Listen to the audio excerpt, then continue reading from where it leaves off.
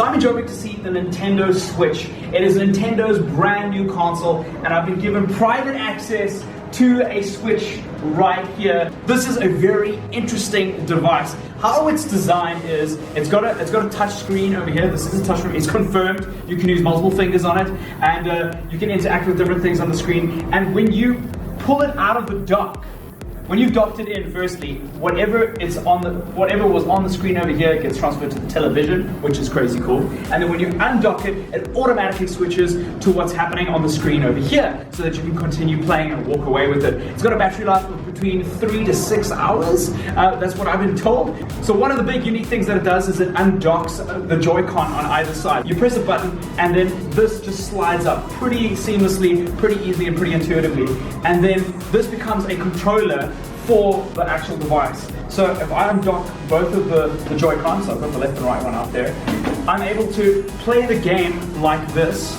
If you're playing a game like Mario Kart or anything that doesn't require an entire screen, it means that you can multiply how many people can play the game in one sitting, which is pretty cool. Each component of the Switch has an accelerometer and a gyro in it, which is great because it means that different ways of playing games can be executed. Like the 1-2 Switch is a good example of really cool party games that can use each of these different aspects. Like if you are playing Splatoon, for instance, Splatoon 2, you use the controller to look, which is a cool way to interact with the screen. There's a hot dog game where you basically have it's an eating competition, and you eat your hot dog by opening your mouth, and the IR sensor is measuring your mouth and how many times you open and close it, which is pretty cool.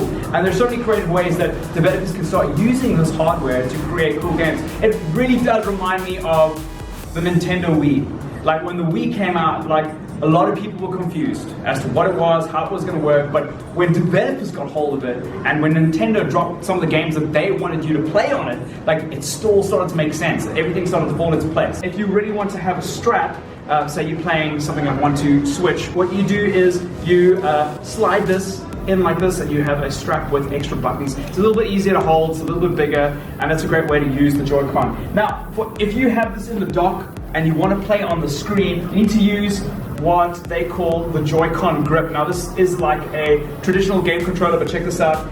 You slide this in on either side, and all of a sudden you actually have a brand new controller that you can sit on the couch and play on your television. What I like about it is that it's really evenly weighted. You'd think that something that is made of different components might be a little bit like weighted on either left or right, or maybe a bit like heavily centered, but it's really even. It feels like a traditional game controller, which is cool. It's something that a lot of modular stuff doesn't really get right, and this being modular, you kind of had that concern, but it's perfect. It's perfect. The dock is pretty crazy cool because it has a really sweet cable organizer at the back, so you can run your HDMI out and your USB, and the AC adapter is USB-C. So the mess of cables that you would traditionally have lying out of the back of your television can all be contained in this little space over here, and then run out to the wall plug. If your wall plug is only that far, you can kind of bundle it up in there, and it looks quite elegant. In fact, I think that's what it's about. And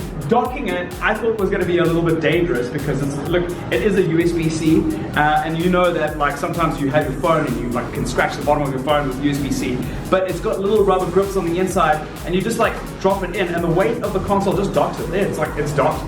Look at that. The Switch comes with 32 gigs on board, which doesn't sound like a lot, but I was assured that if you buy game cards, and I know a lot of South Africans will be buying game cards over digital purchases, then you don't really use that space or the hard drive space for anything other than save games. If you are taking the Switch outside the house and you want to use the multiple controllers to play with friends, you've got something called a kickstand at the back here, and you can just pull that out, and it props up at any location. Voila, like it was a screen, and everybody can huddle around it and play some cool party games. Especially, it's cool if you're in an environment like you're on a bus and you've got some mates that you want to play with, or you're in the back of someone's car and you're going, cool, it's a long road trip over December. Might as well use that time productively. And also it's USB-C, so remember you probably can plug this into the car charger, which means that this thing has got a lot of use outside of a normal power point which you would have on another console. I'm pretty excited. I think this is a very, very bold move for Nintendo to take. It's a very logical move because it really accommodates stuff like the 3DS and the Wii U, puts it all into one package, and also the release titles of some really exciting stuff like Zelda, which I highly recommend going to check out. We did a Let's Play on the channel. I'm going to include links in the description below so you can go check that out. Let me know what you think of Legend of Zelda and a bunch of the other Switch games that we got to play. And are you excited for the Switch? Is this something that you want to buy? Let me know in the comments below. Leave a like and I'll see you guys in the next video. High five, a stranger. Cheers.